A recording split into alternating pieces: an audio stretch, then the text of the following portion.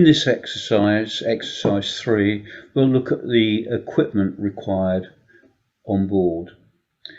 The factors that affect your choice are this: 1, the nature of the flight; secondly, the complexity of the flight and the geographic area that you're going to be flying over. And as pilot in command, you must do the risk assessment and make the evaluation. I have broken the nature of the flights down into 5 groups. First, I'm going to call them normal flights, typically your training flights. Then flights in IMC, where you can't see a natural horizon. Longer flights, flights at a high altitude, and flights over remote areas. So for the normal flights, a number of items that you must have, and they're a legal requirement. First, you have to have a means of displaying pressure altitude. And of course your altimeter does this. But if you don't have an altimeter, you're not actually flying legally. You need a device to show your indicated airspeed, and that's the airspeed indicator, of course. You need a device to tell you the time reasonably accurately, and that can be your wristwatch. The wristwatch is fine as a piece of onboard equipment. And you need a means of navigation if you're going to be flying more than 5 nautical miles or out of sight of your home airfield. Optional equipment is a parachute, which most clubs will ask you to wear, and a radio.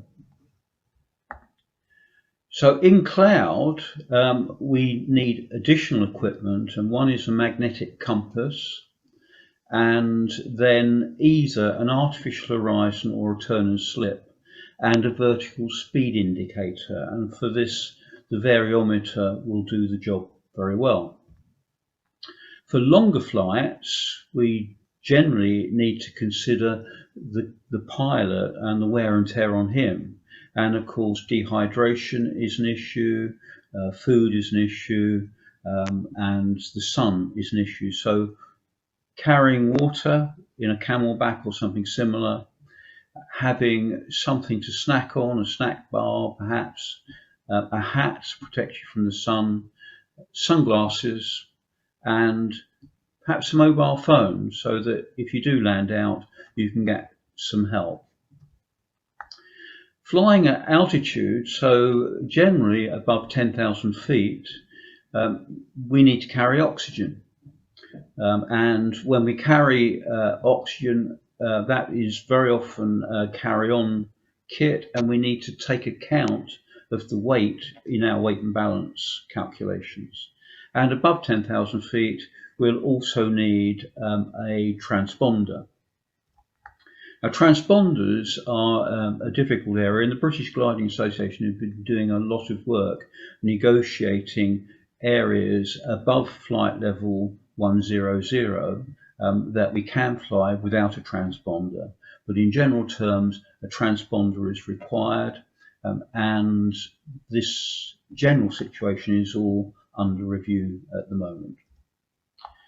If you're going to fly into remote areas, then you need to consider search and rescue. How are they going to be able to help you, and what can you do to make their life easier should you need their assistance? So a radio fitted with 121.5 distress and diversion is useful, and most good radios have that automatically. A mobile phone can be helpful, an ELT or a PLB, so locator beacons can be useful, keep you out of trouble and make you more easily located, and perhaps a survival kit. You know, if it's cold and you're stuck up on a mountain, you might need to consider what equipment you need to carry. So in summary, the equipment we need to carry rather depends on the nature of the flight. There are rules that you have to follow, and as a pilot in command, you need to assess what equipment is appropriate for your particular flight. That's it. See you soon.